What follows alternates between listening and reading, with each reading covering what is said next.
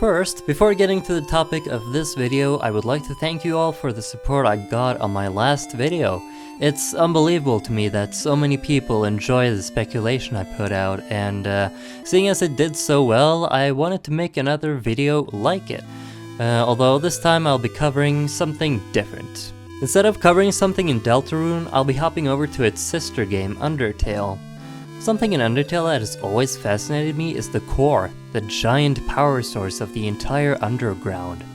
We're not given too much information on this otherwise fascinating building. The game just feeds us what we need to know, so that's why I want to speculate around this area of the game. On the way, I will also submit my own headcanons as well as theories to fill in the gaps.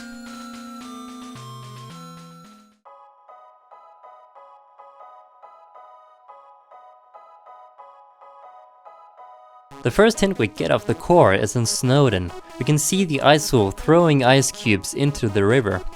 When we continue towards Papyrus's battle arena, we can again see the ice flowing down the river. We don't get to see what the ice is used for until we enter the core.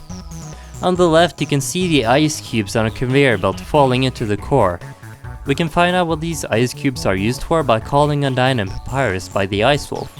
There, Undyne says that the ice cubes are used to cool down the core. Next, we'll get to some speculation and theories, because this might be the first time we get to see the core when we're about to face off against Undyne. The view behind her is obviously of Hotland, and with the tower sticking up from the background, it's not impossible to assume it's the core. We don't really see anything similar, but here's the catch though. Hotland is obviously the most technologically advanced area in the entire underground. The lab, welcome sign, conveyor belts, and vents are obvious hints as to this. But looking at the concept artbook for Undertale, we can see that all sorts of technical machinery was planned out but never used. Tile artist Kenju states lava pipes, catwalks, technical gizmos, and some kind of boiling water bath. With such an ominous industrial look, combined with jets of fire spewing around the place, I did not expect it to be the location of a cooking show. Therefore, it's not impossible to conclude that what we see in the background here is some sort of other machinery. Nor is it wrong to say that it's any part of the core. After all, the vents in the vent area of Hotland are from the core, as it spews out the air that's produced from cooling down the core. However, there's not really any part of the core that looks like these towers we see in Waterfall, so it's most likely something else.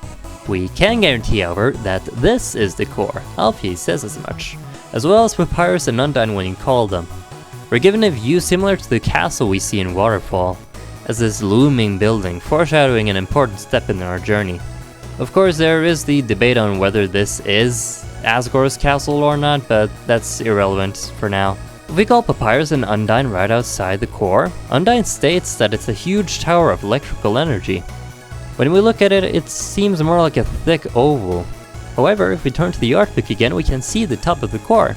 So yes, the core is a tower, and it's possible that it stretches further up and down than we can see. With this, we can conclude that the core is a massive structure. Then that begs the question, why is it so small in game? Here's a map of the core pieced together by Deviant user Papkiakri. The core is very small, and it doesn't take long to run through it. Well, the explanation lies with this guy in MTT Resort. He says that the core is built off of parts that can be moved around. Manatan also says that he was the one who rearranged the core. I suspect this was to have ambush points for the mercenaries he hired, also so that Alphys couldn't reliably guide you through so that your distrust of her would grow even more. The real reason the core is so short is probably because of gameplay reasons, but let's be honest here, that's not a fun reason. So the core is bigger than it looks, we just get to experience a smaller portion of it. Now we get to the portion that I guess many people have been waiting for when we discuss this next point. What's the point of having movable parts in the core? For this, we need to pay a visit to our elusive friend Dr. Gaster.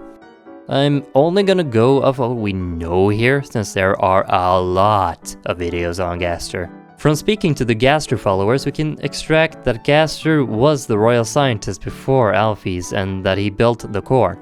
Unfortunately, he's dead and he's also a video game character, so we can't ask him what his design philosophy was when he made the core, but that's why I'm here to speculate.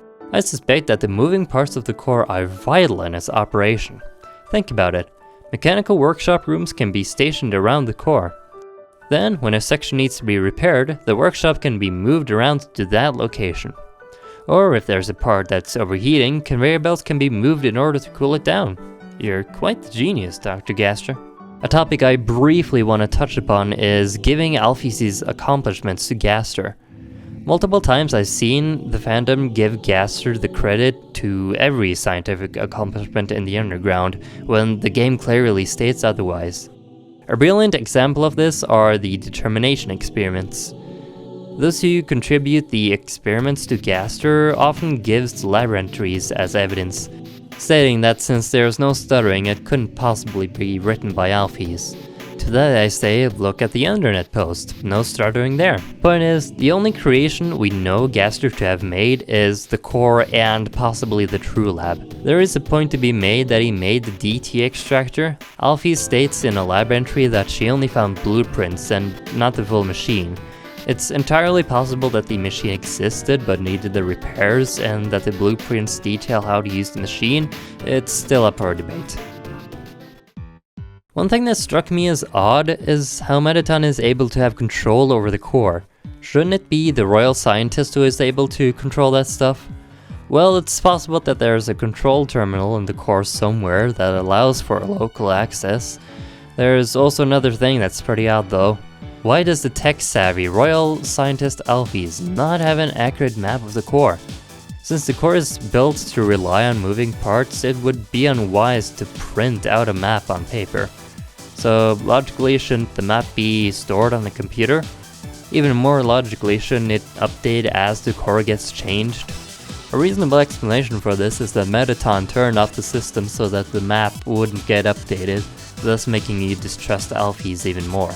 While we're on the topic of Alphys, multiple times she calls you in the core, but shouldn't this be impossible? Before you enter the core, if you call on them in Papyrus, they will both tell you that they won't be able to call you when you are inside it, yet Alphys does. While it is true that she is the royal scientist and therefore maybe has special privileges, those privileges shouldn't ignore the laws of physics or whatever is at play here. It's possible that Alphys just has a stronger signal with her phone that can penetrate through the core.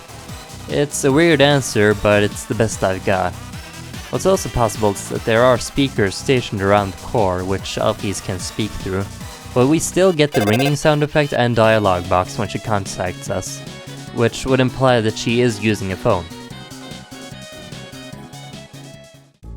I think I've covered everything I want to say about the core, although I'm very curious about what you have to say about the core and, well, this video entirely. If there is a topic that you would like to see me cover, I'd gladly like to hear your suggestions. If you have something to say or have speculation on your own, comment down below, and maybe I'll feature it in a video sometime. I try to be active on Twitter, so follow me there. Otherwise, I have a Discord server related to Doused Flames, the AU I'm working on. If you'd like to know more, you can join that too. With that said, remember to leave a comment if you have any thoughts.